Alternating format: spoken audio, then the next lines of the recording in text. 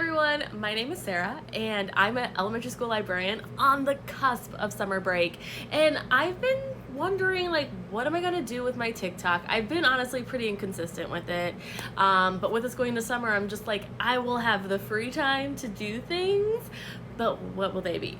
So one thing I thought would be really cute to do would be to tell, or to share I guess, would be to share some of my favorite YA reads from when I was a tween/teen. So yeah, let me show you what they are. Okay, the first two up. Oh, let me actually start by just saying these aren't necessarily going to be book reviews, but it's just because I haven't read them in decades.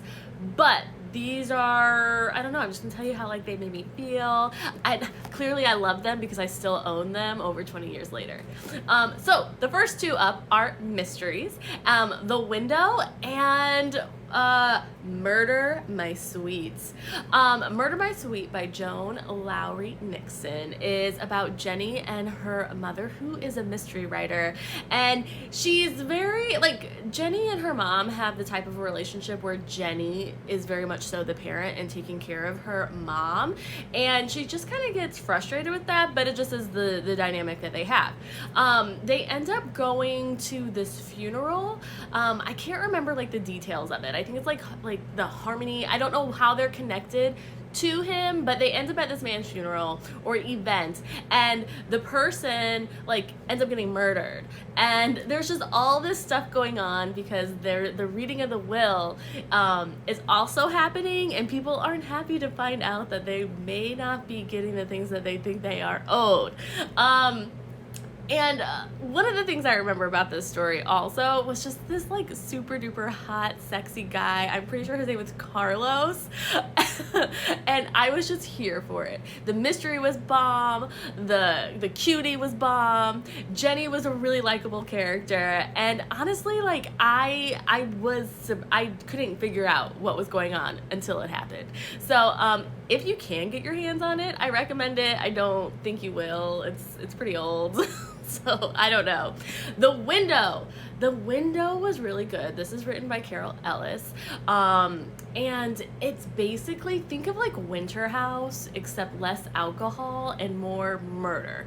That's just what I think of. This group of friends end up going on a winter break vacation, and it's of course in the mountains at this very picturesque ski lodge. Our main character Jody breaks her leg and she's stuck in the house, and she sees something goes down in the house across the way. Kind of has similar vibes to what's his name, Alfred Hitchcock's movie, right? But it was really great, and again, never had no clue who the murderer was until Jody, Anyways, great reads. I still have them. These are part of my forever collection. So yeah, let me bring you the next one. Angus Thongs and Full Frontal Snogging. I love this series. I absolutely love Georgia Nicholson.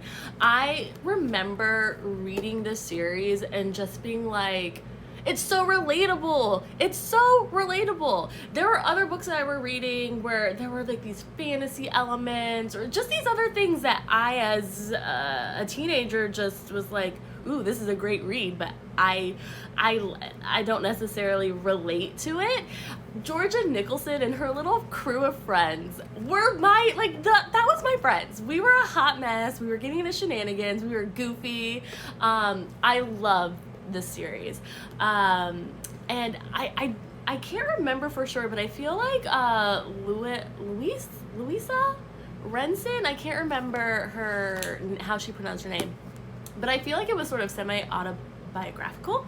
I think Georgia's really based off her a little bit, who I love, and I would annoy my friends by going around talking about Lippy Noodle this and Nagungas. So this is a really great read. It's super, super funny, realistic humor fiction. So let's do the next one. Okay, Daughters of the Moon. Daughters of the Moon was my shit. I thought this is what it would be like to be a teen. I was probably like 11 years old when I started reading this series, and I was just like, oh my God, my teen self will be going to teen nights at the club. I'll be like getting all dressed up, glammed up to go fight ancient evil. Like, I was obsessed with this series.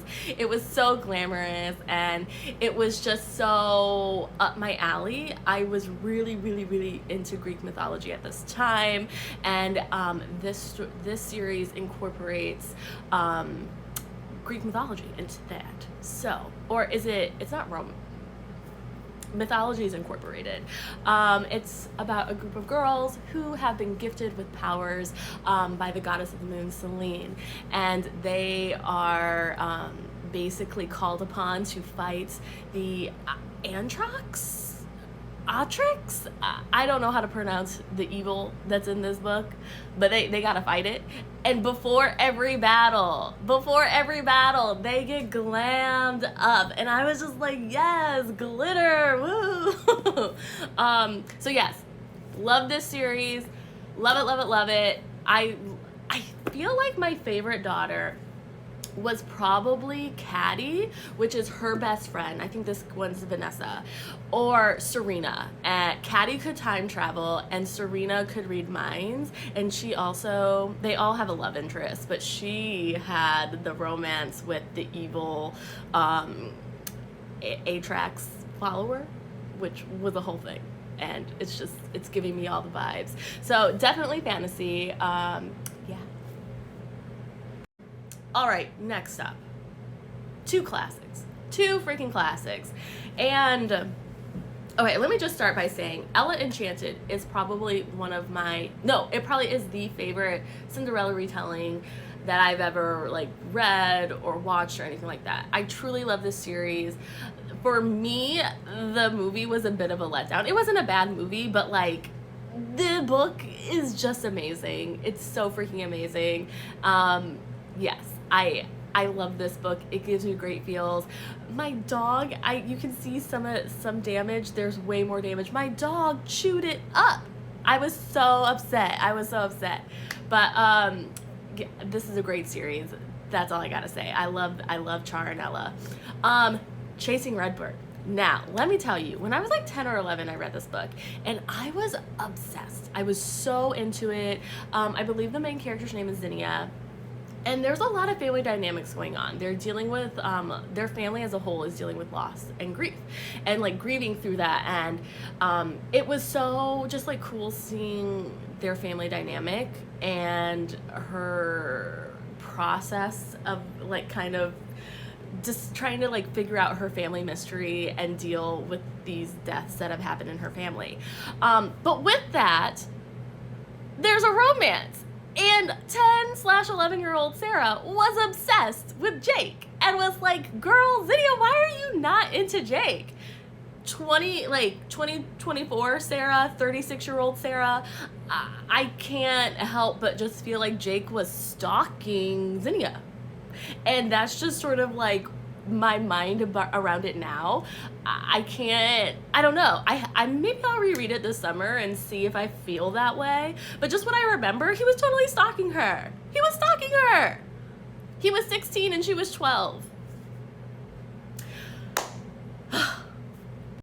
Okay, I did not realize how long this got, and I'm sorry if I rambled. I will try to be more prepared. I definitely have more. I was gonna add some more, but I was like, whoa, it's almost 10 minutes.